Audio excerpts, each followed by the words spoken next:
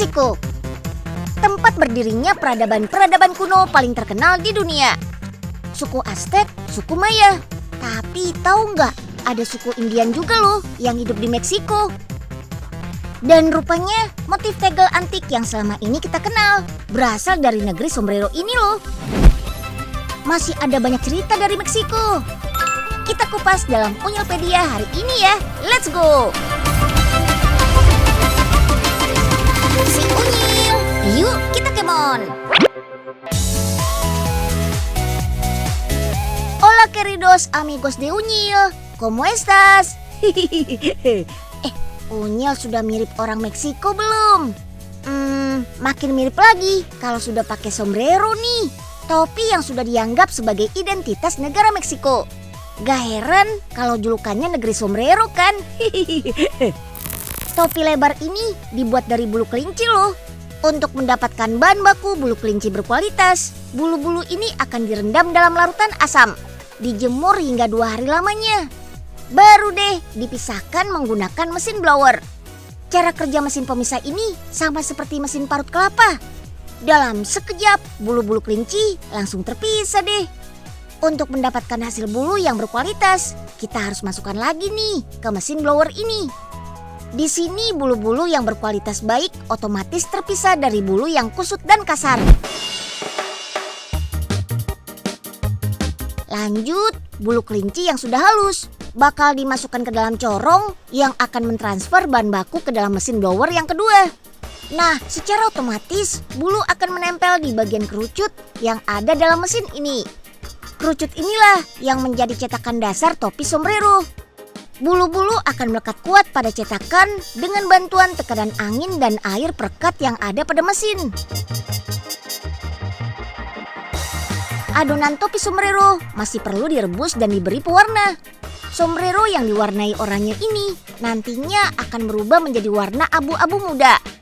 Oke deh, sekarang waktunya membentuk bagian lingkar kepala.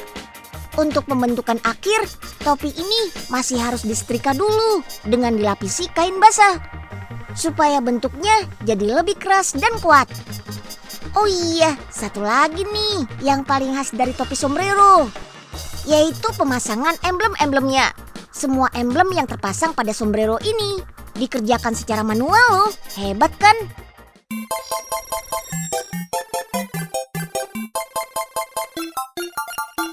Selama ini kita hanya mengenal Meksiko lewat kemegahan budaya suku Azteknya.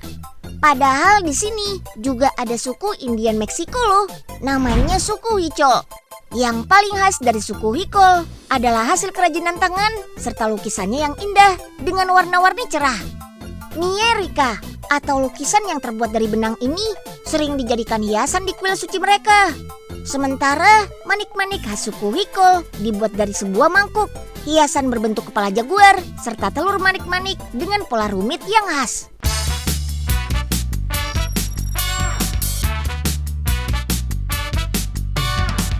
Meksiko memang lekat dengan peradaban suku Aztec. Pada masanya, suku Aztec dikenal sangat maju. Mereka sudah menerapkan sistem irigasi modern loh. Soal arsitektur dan tata kota sih nggak usah ditanya ya. Sisa-sisa kemegahan bangunan suku Aztec masih bisa kita saksikan hingga sekarang. Dalam sektor perdagangan pun, Tenochtitlan, ibu kota Aztec saat itu, menjadi pusat perdagangan bangsa-bangsa di kawasan Amerika Tengah. Komoditas utamanya adalah katun, kulit, dan perhiasan emas. Sampai sekarang pun kerajinan-kerajinan indah masih menjadi daya tarik utama Meksiko kok. Seperti kerajinan batu opal ini nih, sampai dibikin paket wisata sendiri loh. Kita diajak langsung ke lokasi penambangan batu opal nih. Saatnya berburu harta karun. Jenis batu opal ini namanya fire opal. Hanya terdiri dari warna merah, oranye, merah oranye, dan coklat. Jenis opal ini termasuk yang paling terkenal di Meksiko loh. Kalau dilihat lebih teliti, batu ini ternyata transparan. Dan warna yang muncul berasal dari bagian dalam batunya. Wah, keren kan? Batu-batu ini bisa banget dijadikan oleh-oleh. Cukup dicuci bersih dari tanah yang menempel. Atau bisa dibuat jadi perhiasan sederhana tanpa harus melalui proses penghalusan lagi. Bisa dijadikan gelang, kalung, cincin, cocok untuk semua usia. Mulai dari anak-anak hingga orang dewasa. Bisa juga dibuat jadi hiasan dinding atau aksesoris ruangan dengan berbagai bentuk.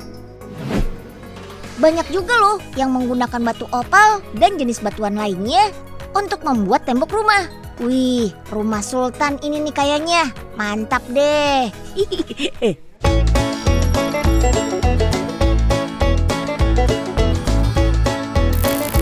Ngomongin kerajinan paling terkenal dan paling berkelas dari Meksiko, ya ini dia, Talavera dari kota Puebla. Talavera adalah kerajinan gerabah Meksiko yang mendunia sampai ke Indonesia loh. Jadi jangan kaget ya kalau motifnya mirip dengan motif tegel antik yang populer di Indonesia.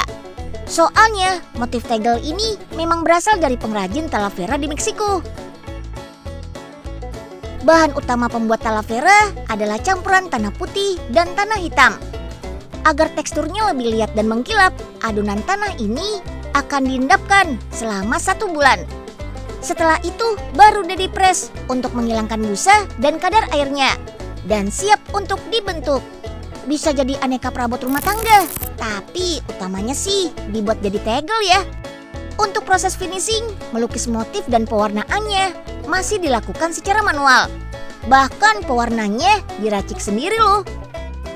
Nah, khusus untuk kerajinan yang warnanya dominan biru ini, harganya mahal banget. Karena butuh banyak batuan mineral yang digunakan. Gak heran deh ya, memang kece banget sih. FYI nih, aslinya kerajinan tegel Talavera di Meksiko ini diajarkan oleh bangsa Spanyol. Wong, nama Talavera sendiri diambil dari nama wilayah yang ada di Spanyol, yaitu Talavera de la Reina yang terkenal sebagai pusat kerajinan tegel. Tapi dunia lebih mengenal kerajinan Talavera buatan Meksiko karena dilapisi dengan zat pengkilap dan lebih tahan lama.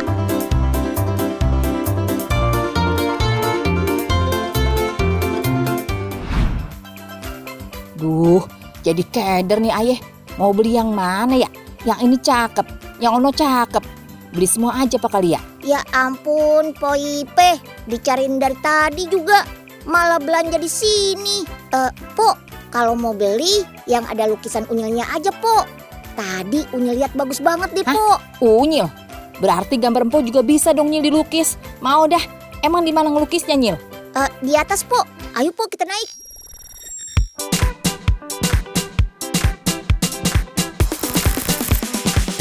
Satu lagi nih, kerajinan indah khas Meksiko, kain tenun. Di Bernal Querétaro, teknik tenun tradisional masih dipakai untuk menghasilkan beragam kerajinan tenun. Kain tenun biasanya dibuat dari 2 macam serat. Pertama, serat halus seperti sutra, katun, dan wol. Kedua, serat keras yang berasal dari ixtal, lechuguela, alang-alang, dan kapas. Biasanya serat-serat ini diolah sendiri hingga siap untuk ditenun. Di sini ada 2 jenis alat tenun yang dipakai, yaitu jenis backstrap dan pedal. Alat tenun backstrap biasanya digunakan oleh kaum wanita untuk membuat taplak meja, tas, dan hiasan tradisional lainnya. Meski kuno, alat tenun ini bisa melakukan teknik menenun yang rumit loh. Untuk alat tenun jenis pedal, biasanya digunakan oleh kaum laki-laki saat menenun serat wol. Dengan alat tenun ini, kita dapat membuat kain dalam ukuran yang besar, seperti sarapes, permadani, dan selimut. Tada! Inilah hasil kain tenun khas Meksiko. Ada bonus detail hiasan bordir yang khas dengan motif berpola geometris, bunga, tanaman, dan hewan. Nah, kalau ini permadani atau karpet Zapotec. Karpet tradisional yang terbuat dari wol dan kapas. Yuk, kita kemon!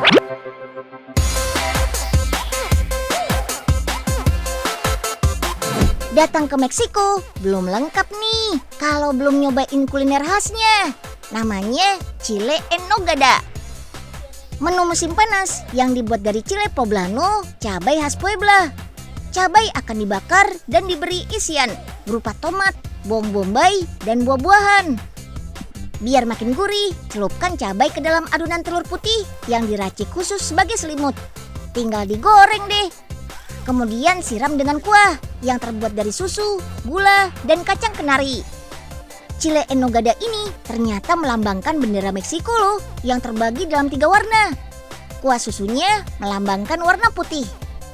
Cabainya warna hijau dan taburan buah delimanya menandakan warna merah.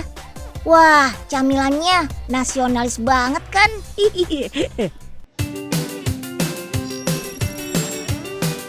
Sekarang icipin minuman khasnya Meksiko yuk. Namanya bebida de cacao, yang artinya minuman coklat. Minuman tradisional ini dibuat dari campuran air, pasta coklat, dan susu putih sebagai pengikat rasanya. Ini nih yang bikin unik. Minuman berbahan susu dan coklat ini diputar terus pakai kayu hingga menghasilkan busa atau foam. Beuh, ini nih yang bikin enak saat diseruput. Seger. Cabai dan kakao yang dipakai untuk membuat hidangan khas Meksiko ini merupakan hasil pertanian andalan Meksiko loh. Yap, sama kayak Indonesia. Sektor pertanian dan perkebunan juga menjadi andalan Meksiko. Didukung oleh iklim dan tanah yang subur, inilah hasil pertanian Meksiko yang sangat diminati oleh pasar mancanegara.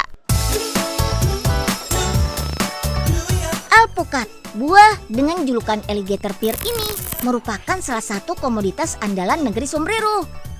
Gak cuma disulap jadi guacamole, tapi buat diolah jadi minyak murni alpukat yang sangat terkenal.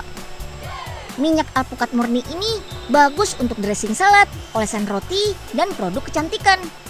Soalnya bisa meningkatkan produksi kolagen yang bikin kulit jadi glowing.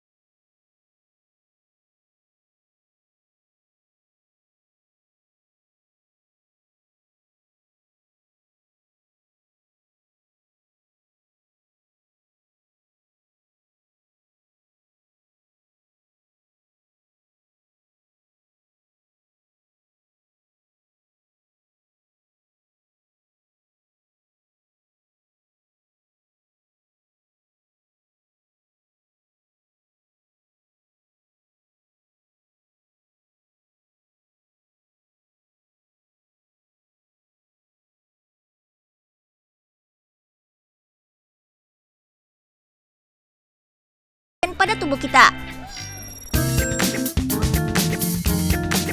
Agave, hasil panen andalan dari kota Guadalajara.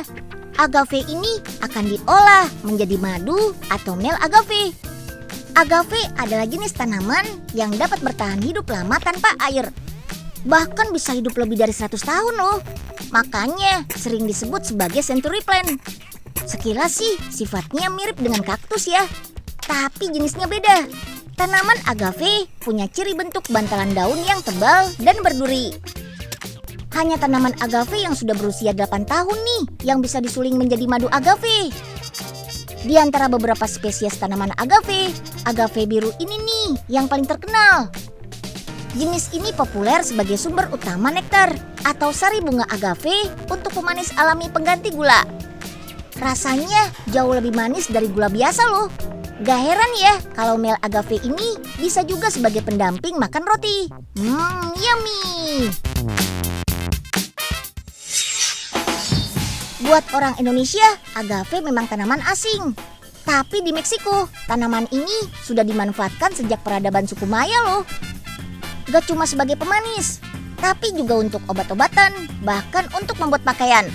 Sekarang pun masih banyak kok yang memanfaatkan serat agave untuk membuat tali, jaring, kain, tas, sepatu boots, dan boneka. Nah, untuk mendapatkan serat agave, ada beberapa tahap yang harus dilakukan nih. Pertama, pukul-pukul daun agave untuk menghilangkan kadar airnya. Setelah kandungan air berkurang, sisir serat supaya tidak kusut. Lanjut rebus serat agave dengan air yang telah diberi pewarna. Yap, setelah proses pewarnaan selesai, sekarang waktunya menyambung serat agave deh. Kalau sudah ahli, serat agavenya bisa jadi macam-macam kayak gini loh. Wih, keren ya. Untuk meningkatkan kualitas panen buah dan sayurnya, Meksiko juga memanfaatkan teknologi pertanian terkini nih. Dengan menggabungkan teknologi pertanian mutakhir dari seluruh dunia, agropark ini mampu menghasilkan 700% lebih banyak dibandingkan pertanian konvensional. Dan dengan bantuan pasukan lebah untuk proses penyerbukan, agropark ini bisa menghasilkan tomat-tomat segar berkualitas loh. Selain nikmat disantap segar, tomat ini juga nagih saat diolah jadi sambal salsa, sambal khasnya orang Meksiko. Sambal salsa biasanya terdiri dari tomat, jeruk nipis, dan bawang. Bahan dari sambal salsa kaya akan antioksidan dan vitamin C.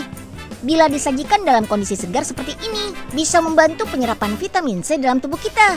Sambal salsa bahkan ampuh mengatasi dehidrasi juga, karena 95% berat tomat berasal dari air. Mantap kan?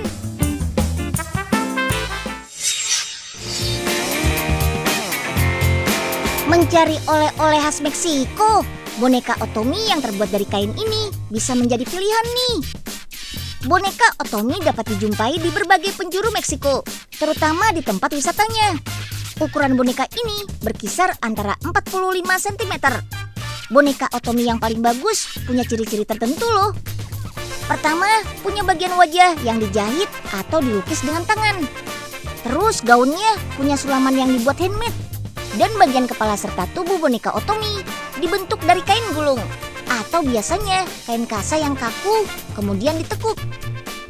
Rambut boneka Otomi juga harus tebal dan dikepang panjang dengan pita. Ih, lucu kan?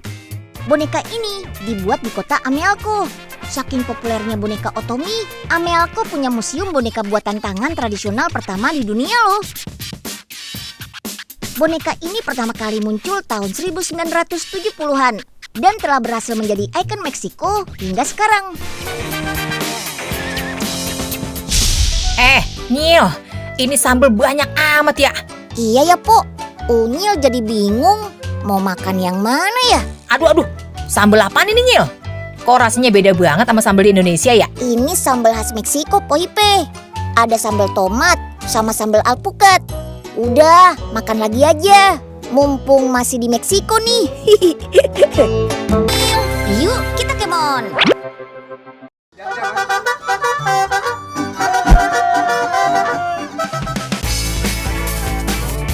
Sembari berkeliling di Taman Apung Danau Xochimilco, kita bisa mendengarkan musik kelompok mariachis ini nih. Taman Apung ini adalah pusat sejarah Meksiko, karena kita masih bisa melihat kanal dan pulau buatan yang menyediakan transportasi serta irigasi di era suku Aztec. Gak heran deh sampai masuk daftar situs warisan dunia UNESCO.